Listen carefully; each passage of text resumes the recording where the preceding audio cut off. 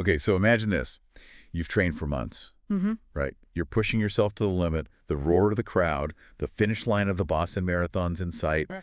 and then Oh, yeah. someone you've never even heard of just comes out of nowhere Yeah. and waltzes across first with a time that seems almost impossible. Just unreal. That's exactly what happened in 1980 with Rosie Ruiz, Yeah. turned the running world upside down. Absolutely. It's one of those stories that just grabs you, and it's so much more than just a cheating scandal. It really reveals a lot about the times, especially how women in athletics were viewed and how different things were back then. Yeah, for sure. Yeah. Okay, so let's set the scene. It's 1980, and women had only been officially allowed to run the Boston Marathon for like 8 years. Think about that. Wow. This iconic race with all its history and tradition, and for decades, women were basically told, no, not for you. It's crazy to think about now, isn't it? And even in 1980, the women's race was treated almost like an afterthought compared to the men's race. The level of scrutiny, the resources, the media attention, it just wasn't on the same level. Yeah. And then into this world walks Rosie Ruiz. Yeah. She had this kind of quirky look, a pixie cut, those perfectly sculpted 80s eyebrows. Yeah. She crossed to the finish line, wins the laurel wreath. But almost instantly, people are like, hold on, who is this woman? Yeah, you can almost feel the confusion in the air. Even seasoned figures in the marathon world, like four-time winner Bill Rogers and Catherine Switzer, a true pioneer in women's running. Right. They were skeptical. Yeah. They knew the top runners, and Rosie Ruiz just did not fit the picture. And the thing is, she wasn't seen at any of the checkpoints. Right. There are photos and videos of the leading women, but no Rosie. It's like she took a shortcut through some secret portal. It was as if she just materialized out of thin air. Exactly. And then there's that infamous interview. If you haven't seen it, you really should. It's like watching a train wreck in slow motion.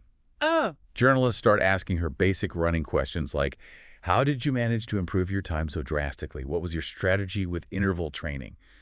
And she doesn't have any answers. Well, there's that one moment that's particularly telling. When they ask her about intervals, she actually asks the reporter, what are intervals? Can you imagine that that's coming from the woman who supposedly just shattered marathon records? Yeah, it's almost unbelievable, right? So naturally, people start digging into her past, and it turns out Rosie had a pretty complex backstory. Yeah. There's her childhood escape from Cuba during the Revolution, her time living with her aunt in Nebraska, stories about her mother battling cancer. It seems like she was carrying a lot of weight on her shoulders. And remember, this is a woman working as a secretary at a metal trading firm in New York, a very male-dominated world at the time. Yeah. So some people have theorized that her alleged cheating was a way to gain recognition, maybe even an attempt to fit in with that boys' club mentality of the workplace. So let's talk about the media frenzy that erupted. Yeah. It was insane. Rosie Ruiz became an instant tabloid sensation. Oh, yeah. The whole world seemed to be captivated by this mystery woman who may or may not have pulled off this incredible content. It really does seem wild looking back. Newspapers were holding limerick contests about her. There were heated debates on editorial pages. It's as if her story touched some kind of deep cultural nerve.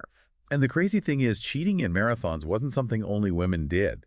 There were plenty of documented cases of men doing the same thing, like Michael Wheeler, for example. Oh, yeah. This guy was basically a serial marathon cheater. Oh, wow. But for some reason, his story never got the same kind of attention. And that's where things get really interesting because the double standard is just glaring. While Rosie's being demonized and labeled a sociopath in the press, male cheaters often got a free pass. It really reveals a lot about how society judges ambition and transgressions, especially when it comes to women who dare to challenge traditional gender roles. But when it ends up happening to Rosie? Well, 8 days after the marathon, she's officially stripped of her title. She maintains her innocence, but the consequences come crashing down. She loses her job, gets into legal trouble, and this shadow of infamy follows her for decades. But there's this unexpected twist to this story. Despite the scandal, Rosie's story ended up having a positive impact on women's running. Wait, really? How did that happen? Well, think about it. All this negative press, all this attention focused on Rosie, it unintentionally put women's running in the spotlight. Suddenly everyone's talking about it, debating it, even if it's for all the wrong reasons. Yeah. And what happens? Race organizers are forced to take the women's race more seriously. They have to invest in better monitoring. Right. And it contributes to this growing momentum for women's running on a global scale. Okay, I hadn't thought about it like that. So in a bizarre kind of way, Rosie might have inadvertently helped pave the way for greater acceptance and opportunity for women in the sport. Exactly. And let's not forget Jacqueline Garreau, the rightful winner of the 1980 Boston Marathon. She handled the whole situation with incredible grace and went on to have a very successful running career, even competing in the 1984 Olympics. A milestone that might not have been possible without the heightened attention brought on by, you guessed it, the Rosie Ruiz saga. So we've talked about the marathon and the immediate fallout, but Rosie's story, it doesn't end there. Her life after the race was full of twists and turns, just like a marathon itself. You're telling me, okay, so where do we go from here? What happened to Rosie after she was stripped of her title and lost her job? Well, remember that metal trading firm where she worked? Her former boss actually gave an interview years later and shared some pretty fascinating details about what went down. Oh, I'm all ears. Yeah. Tell me more. Apparently, when Rosie first came back to the office after her supposed victory, everyone was thrilled. They were celebrating, she was wearing her laurel wreath the whole 9 yards. But as those questions and doubts started to surface, her boss offered her a pretty unique deal. Wait, her boss actually offered her a deal? What was it? He basically said to her, "Look, Rosie, I understand marathon running is tough. You're obviously athletic, you've got potential. Take some paid leave, train properly, and run another marathon. Finish it no matter the time and prove everyone wrong." Wow. That's quite the second chance. You'd think she would have jumped at that opportunity. You would think so, right? But sadly, she didn't. She claimed to be training out in Montauk, but her boss, who lived and ran in the same area, never saw her. Then came the ankle injury excuse, which also seemed a little too convenient. In the end, he had to let her go. Not necessarily because of the Boston incident, but because of the constant lying and the inability to trust her. Oof, that's rough. Wow. Not exactly a graceful recovery from a scandal. But hold on. Didn't she also have some legal trouble around that time? Yes. A couple of years later, she's working for a real estate firm in New York and gets caught embezzling a substantial amount of money. Oh, no. This lands her in jail for a week and on probation for 5 years. Oh, Rosie. Seems like things were really spiraling for her at this point. And the story continues. She ends up moving back to Florida, gets arrested again in a drug bust involving cocaine, and then has a brief marriage to a Colombian man, a marriage she later claimed ended because she was too liberal for him. It's almost like she was living out a real-life soap opera. Right. But amidst all this chaos, there's this thread of resilience. She eventually settles in South Florida, reportedly to care for her mother, who was struggling with Alzheimer's, and manages to keep a relatively low profile for several years. So did she ever address the marathon incident again? Did she stick to her story? That's the big question. In 1996, the Boston Globe managed to track her down for a major feature story, but she refused to be interviewed. However, her roommate at the time fiercely defended her, questioning how the reporters had found them and expressing concern about the intrusive nature of the press. It's a good reminder that even for someone involved in a public scandal, there's a human being behind the headlines who deserves some level of privacy and respect. That's a fair point. Yeah. It's easy to get caught up in the drama and forget about the real people involved.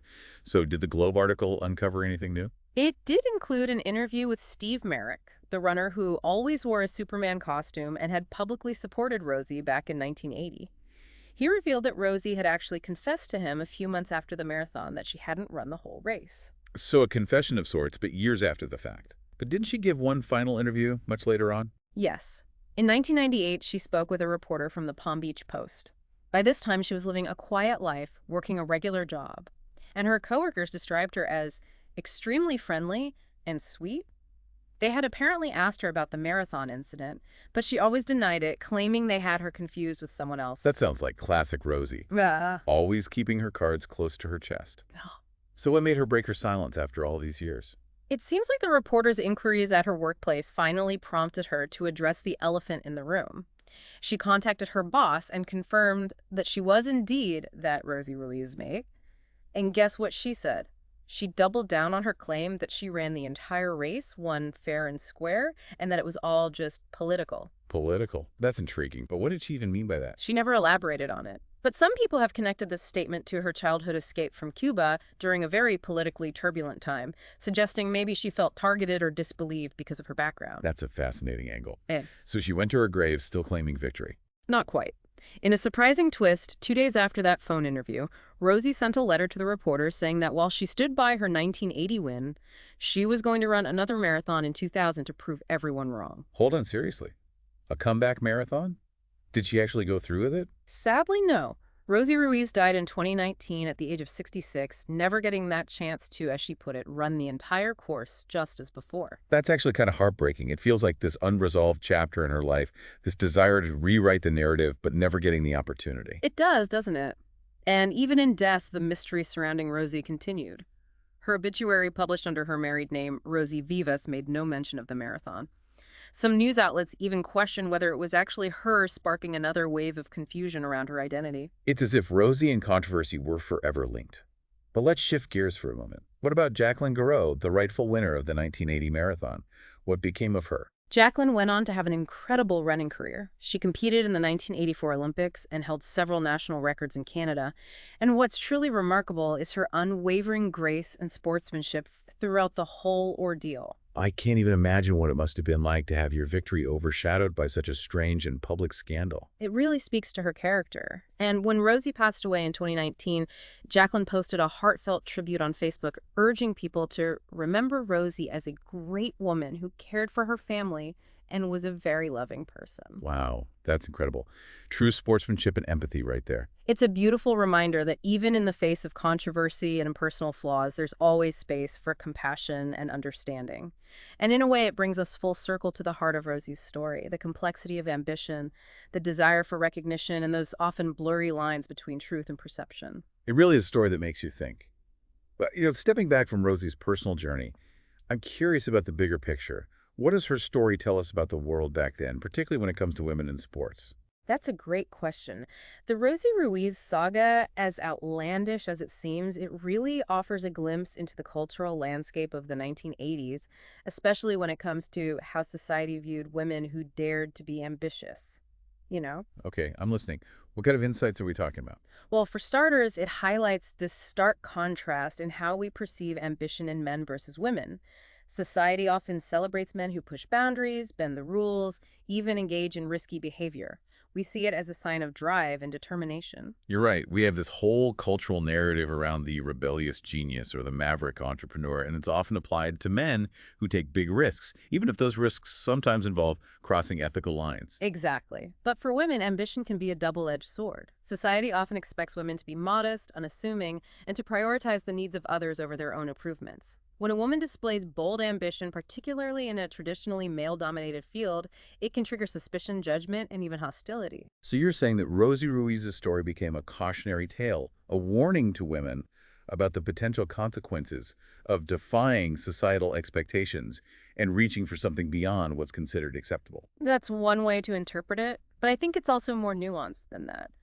While Rosie's actions were definitely questionable, her story also exposes the hypocrisy of those who were so quick to condemn her. What do you mean by that? Well, remember how we talked about the prevalence of cheating in marathons, even among men?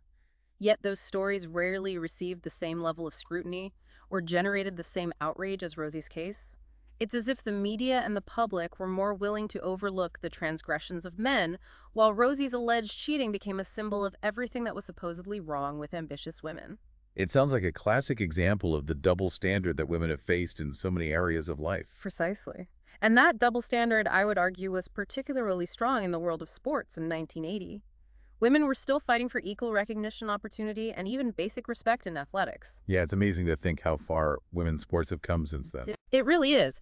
And it's a testament to the incredible work of countless athletes, advocates, and pioneers who challenged the status quo and pushed for change. And in a way, Rosie Ruiz, despite her flaws and questionable choices, became an unlikely catalyst in that journey. Hold on.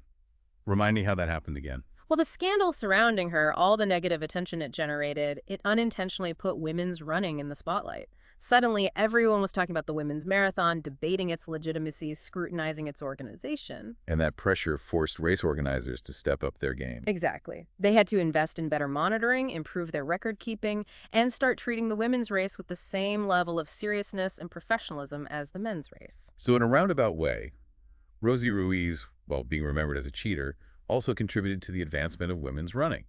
It's a pretty complicated legacy, to say the least. Absolutely. And that complexity is what makes her story so fascinating, even all these years later. It forces us to wrestle with uncomfortable questions about ambition, gender, and the often arbitrary ways in which we judge success and transgression. It's a reminder that history is rarely black and white. There are always shades of gray hidden motives, and unintended consequences. That's so true. And that's what makes exploring these stories so enriching. It challenges our assumptions, broadens our perspectives, and ultimately helps us better understand the forces that have shaped the world we live in. So for our listeners out there, what's the key takeaway from this whole saga of Rosie Ruiz and the 1980 Boston Marathon? What can we learn from it? I think it reminds us to approach every story, every historical event with a critical eye and an open mind. We should question the narratives we're presented with, consider multiple perspectives, and remember that even the most seemingly straightforward events often have hidden depths and complexities. And maybe, just maybe, it encourages us to be a little more compassionate and understanding when judging those who dare to step outside the lines, Yeah. especially when those lines have been drawn unfairly in the first place. Beautifully said. Yeah. And on that note, I think we've reached the finish line of this deep dive into the Rosie Ruiz story. It's been quite a journey, wouldn't you say? Absolutely. If you enjoyed this exploration of Rosie Ruiz and the 1980 Boston Marathon, be sure to subscribe to The Deep Dive for more fascinating stories from history, culture, and everything in between. We'll be back soon with another episode ready to unpack a new set of sources and uncover the hidden gems within. Until then, keep exploring, keep questioning, and keep those minds engaged.